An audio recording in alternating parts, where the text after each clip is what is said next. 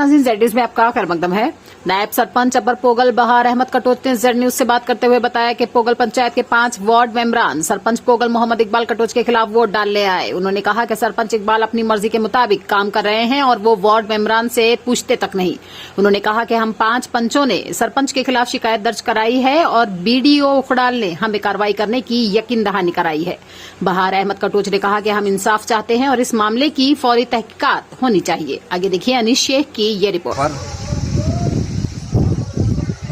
हमने इससे कबल 2 बार एप्लीकेशन दायर की थी कि सरपंच मोहम्मद इकबाल जो है मनमानी करता है, अपनी मर्जी से ये प्लान वगैरह खुद बनवाता है, पंचायत कोरम को एतमाद में नहीं लेता है।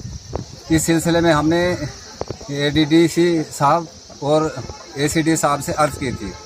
तो इसके बाद जो ये फैसला हुआ कि हमें आदम एतमाद का मौका मिला। हमने इससे कबल 2 बार ये किया लेकिन उसका नतीजा कुछ नहीं मिला। आज तीसरी बार बीडीओ साहब दफ्तर में थे तो हम पंचायत अपर के 5 पंच मौजूद थे और सरपंच मोहम्मद इकबाल के खिलाफ वोट हुआ।